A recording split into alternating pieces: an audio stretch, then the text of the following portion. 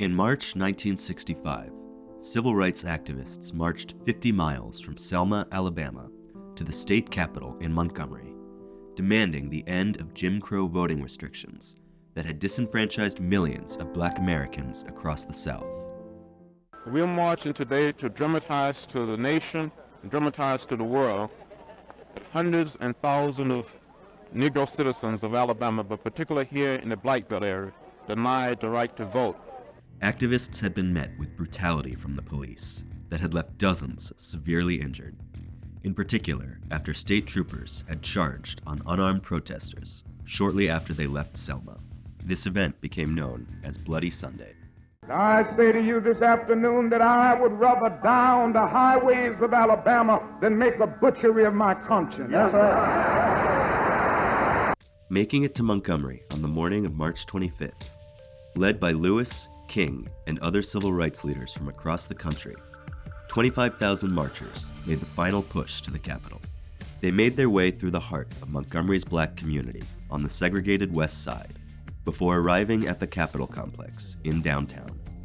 The march and the speech King gave played a key role in pushing President Johnson and Congress to pass the 1965 Voting Rights Act, which, at the time, struck down many of the racist institutional barriers to voting.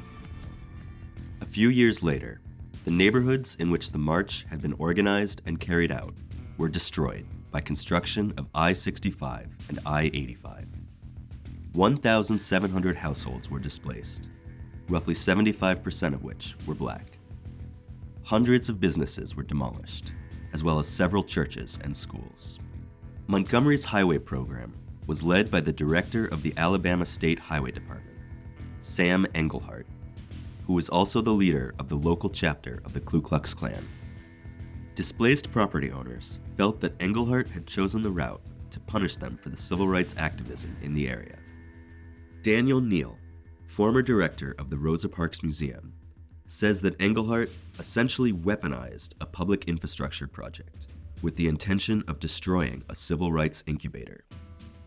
In addition to the western neighborhoods destroyed by I-65, I-85 cut through the neighborhoods adjacent to the historically Black Alabama State University. Centennial Hill, home to prominent leaders including MLK and Reverend Ralph Abernathy, as well as the birthplace of Nat King Cole, was cut in half by the highway. To this day, Montgomery remains divided and segregated by the highways, which were built to disrupt the city's Black community and continue to inflict harm on the surrounding neighborhood, including reduced property values, pollution, traffic, and more.